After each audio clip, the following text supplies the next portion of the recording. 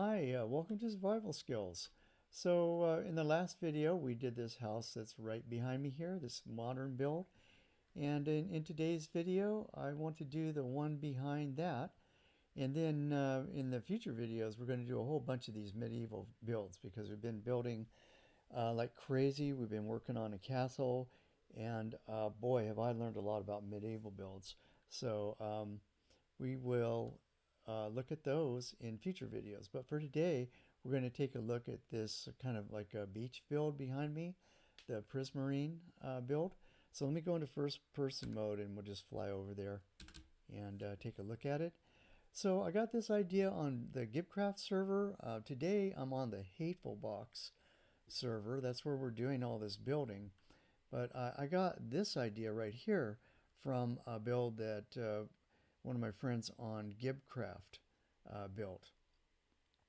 So this is meant to be kind of a beach condo type of a thing, and that's why I did the sand here. And it just so in the way of building tips, first thing to maybe make a note of is, try to match your build up to, the terrain. And if you're not building on a beach, try to maybe add some features that you might find in a beach environment. So I'm in this on these dingy gray plots. So it's really there. You can think of them as a blank palette. I can make them anything I want. So over there I did a pasture kind of thing, but this is really inspired by a beach house. So I decided to go with the sand, and we want different textures. So you got sand, sandstone gives it a smoother look, and then you want different colors: red sand, red sandstone, and then it doesn't hurt to add in a little bit of gray here, and you get the texture of the gravel. So I'm not sure how we arrived at this. I think we were just like trying different things. I built it all out of sand to start with, and then we started patching in some sandstone, and then I thought I'd throw in a little red sand, and then we just ended up just kind of like messing around with it until we got this look here. So it's far more interesting than a plain, yellow sand beach. So I was very happy with the way that turned out, and that's just something to consider when you're doing your work, is try to mix up textures and colors. And sometimes the color combinations that you will find unexpected combinations of color that look really good together. This gray doesn't look good by itself, but when you put it together in this kind of a setup, it looks really good. So, and then, I'm doing the lanterns to keep things from spawning. So that's all lit up and spawn proofed. Then I noticed after the build that it was very empty under here, so we wanted to make some use of this. So I do ride horses. You've seen my horse trail if you watch my other videos. I've got actually two of them now, some really elaborate horse trails, and I'm building another road actually to go to one of the castles here. So a lot of horse riding. So need a place for a horse. So and it gives some detail to the build. So I just made a little place for my horse, and used the waterlogged stair block trick to give him a drinking trough that he won't fall into, and the hay bale, and put some dyed leather horse armor on him. I think this is great stuff. I tried lots of different colors, and I could not find a color that I did not like. They were all great. So I just settled on blue. I just like blue for some reason for this horse, but all the colors are really good. The dyed leather armor I can see why people like it. Anyway, so that was one addition here. Another addition was brought up by the person I was playing with, is that when you come in off one of these sandy beaches, you won't want to track stuff into your house. So might want to have a place to clean up. So we've got this setup right here with the armor stand. Take off your swimsuit, jump in the shower here, and it's a functional shower. So you just jump in the shower, and clean off. And then when you come out, you want to dry off. So here's the area to dry yourself off. Then you come over and put your clothes back on, and then grab yourself a snack and head on up into the house. I got some help on this banister design here. So here's an idea for you for your world. See, I just did these stairs. That's what I had to begin with, and I was trying different ways to do banisters. So here's one way. You just do an offset with some upside down stairs. Notice we mixed up the block palette too. We're using jungle wood here because it looks boring. If we did this all in birch, it would look boring, right? So we did upside down stairs, offset by one block from the birch stairs, and then we did oak fence for the railings. So a good example of how to mix up the block palettes and how to, this is one design for a banister, and there are others on some of the other houses that I was at a loss for what to do with these stairs. So since then, I've learned quite a few nice little tricks from the people that I play with. So I appreciate that from them. So you come on up into the house now, and this is stripped birch. And you can do different patterns with this. So I decided to lay it down straight like this so I get the lines running this way. You can also rotate every other one so you get kind of a checkerboard pattern. I prefer this look right here. So I did it like that, and then I just put down a little carpet around the bed to break up the monotony of the, if it's all white like this, then it's, it needs to be broken up. You want to break up the colors. And then double bed, chest, armor stand, and then a place to sit and read and relax, and nothing fancy going on here, right? Banners. So if you haven't used banners, this is a good use for them to make yourself some nice curtains, just a nice detail to add. And it's good for privacy too. And other than that, the only other even mildly tricky thing is the refrigerator here. So you just an iron block with the dispenser, pop this door on. You got to turn this way, jump up in the air and place the door. That'll place it flush against these. And then load the dispenser up with the food of your choice. And then when you hit this button, it'll pop the door open and it'll feed you. So it's a functional refrigerator. Then here's an interesting technique on the roof. So when I first built this house, the roof looked like that right there, just straight stair blocks, birch stairs with the Prismarine trim. Looks good. But then we wanted to try something a little bit different on here, and we ended up with these stair blocks. And I'm not sure how we ended up with these, but we did. And you notice that we changed up the colors again to jungle wood, and we did the trim jungle wood fence to kind of tie the house in to the deck down here, which is all birch. So this is a nice tie-in, but it's not too much, right? We didn't go over the top with it. We just a nice trim to tie in the colors.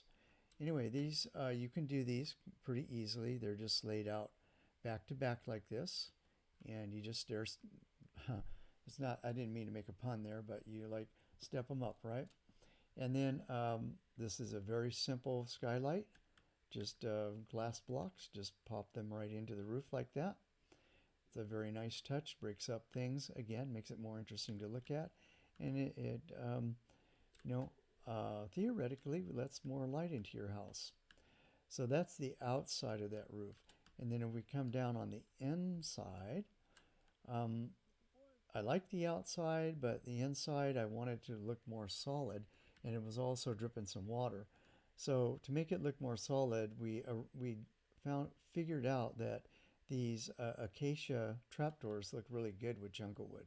So we just lined those stairs on the inside here with Acacia trapdoors, and it doesn't drip anymore. And it looks great. It looks fantastic. So it's just a very interesting looking roof. I'm very pleased with that. And I'm easy to please. I know I say that a lot, but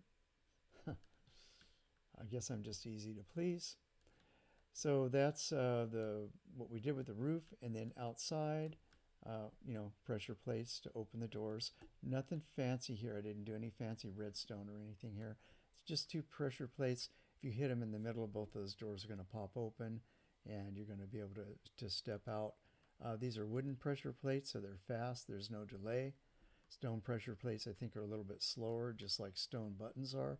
If you didn't know that, different buttons have different time delays, like the stone buttons. It's more of a time delay from when you press the button to when something happens. If you want to slow things down a little bit, like if you got buttons above the doors and you want time to run through the door so you don't smash your nose, then use wood buttons. So I don't really use stone buttons for things like doors because I don't like running into the door. So then outside, um, this overhang here, remember to kind of pop your windows out a little bit like this. So the window is back in there. Come out like one block with some kind of block to the front of, anytime you can do that is good. Like even here it would have been good, but I couldn't think of a really, I could do fence posts or something here, but I made the conscious choice not to do that here because I like the way it looks like this. But you can also do this on windows. We kind of did it here. You get that automatically with the glass panes because they're just inset. They look a lot more interesting than say this would look. But I wanted this like this because it's a wall, so I used blocks, full glass blocks here. Then we've got the acacia, the jungle wood and acacia mix again because they look good together. So that just, this could be a flower box as well. I mean, a planter like with grass blocks with trapdoors, but I just wanted to go with this look right here and just put a couple of flower pots on there. And I think it looks really good. So I've got lots of room out here for furniture.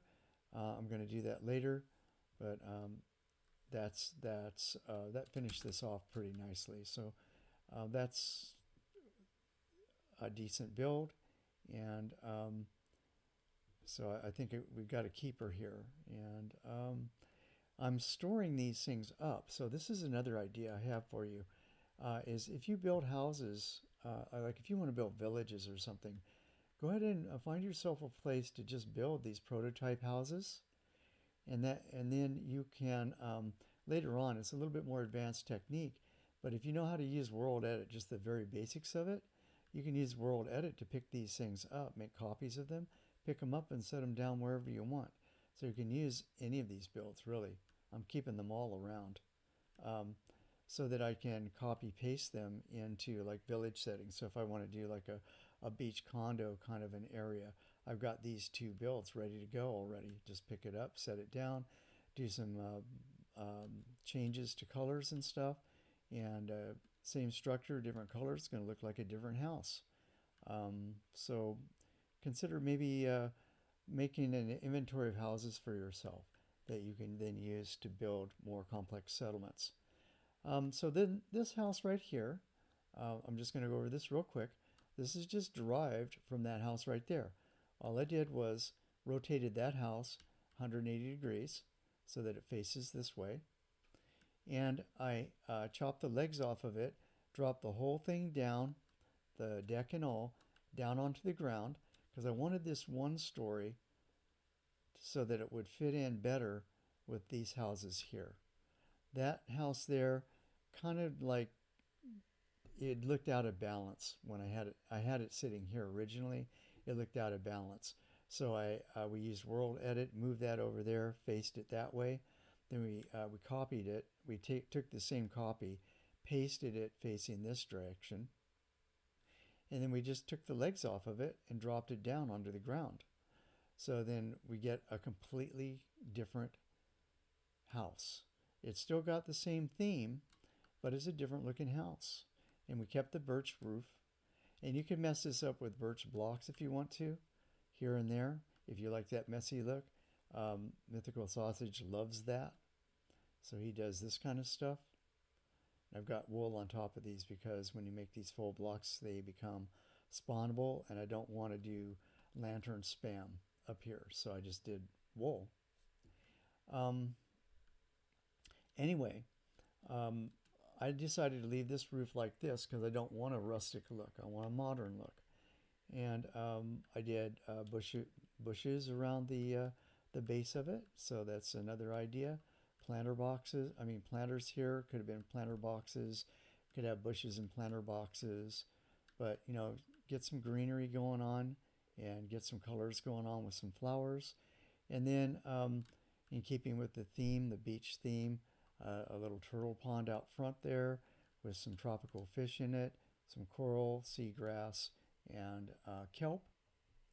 And then, lots of flowers all around it. And then the mossy stone brick blocks for my walkway fits in nicely with the prismarine. And then to come in the house, we used a plug-in for doing doors. So when I click this button, watch what happens to this glass here. So it basically disappears the glass long enough for me to walk in the house. So it's a sliding glass door type of effect. So that's a plug-in. That's not vanilla Minecraft, but we had the plug-in available. So I asked the owner of the server to help me make that sliding glass door. So then you come in here. This is again like a beach vacation house. It's not like I didn't go crazy on the furniture, but I have everything in here that I need. So I got a place to cook. I got some food in this dispenser. I've got storage, a place to sit. I wish that table was functional, but it's not, but it's the right size. So I went with that. Carpet with a little bit of a broken up, pattern. I don't like the carpets to always be the same color. I like to add little splotches of color to the carpets to make them more interesting. I could have put a table here, but sitting down, this just looks better to me. So the slabs are not functional, but I think it's a better look to go with the stair blocks here. Bookshelf, television, and trash can, more storage for the kitchen. And then I did an upstairs here rather than leave the roof open like I did on the other one. I put a ceiling in here and then made myself a second story. So come on up here. I've got room for more furniture. So I've actually got quite a bit of living space in this house. I did a little decorating up here. I like these armor stands with different types of armor. Banners make good curtains. So there's another idea, especially if you're next to another house like this. Don't want to stare in the neighbor's window. Hang a few banners. I left this one open because I want to be able to stare out the window and there's nobody next to me. And then the trim around the windows. There's something to keep in mind when you do these glass windows like this. Do like an inset type of a trim like this. And so you get this nice effect here. You don't want the glass to just blend in with the roof, is what I'm saying. So I could have done like the glass all the way over and had the glass just blend in next to the roof, but it wouldn't look as interesting as with these blocks kind of inset, staggered in from the roof. So it gives it a nice look. Then lots of storage. This is my headboard. Lots of storage and, flowers and lots more storage over there. So this in survival would be a great house. I have everything I need. I can do crafting tables. There's different ways I could do it. So, you got plenty of room to do what you want here. It's a very practical survival build, and it's not that hard to make. If you don't have a plug-in, it's okay. Just put a door there. Then we've got room here on the deck again. Plenty of room, living space out here. Just makes the house that much more functional. So there's a couple of ideas more for you. There's a modern house. There are a couple of modern beach type builds. And in the next bunch of videos, we'll probably talk about some of these medieval builds. Anyway, if you like the video, please click the like button. If you have questions or comments, please leave those below. I like to read that stuff and I like to talk to people who watch the videos. And if you want to make sure that you don't miss out on future videos, please click the subscribe button and the notification bell. Thanks a lot for all the views and the subs and all the interaction with the channel. I really appreciate it. It keeps me interested in making these videos. I'd play the game no matter what, but you know, the interaction with the viewers just makes it fun to do these videos. So thanks a lot, and have a wonderful day. I'll see you all in the next video. Bye.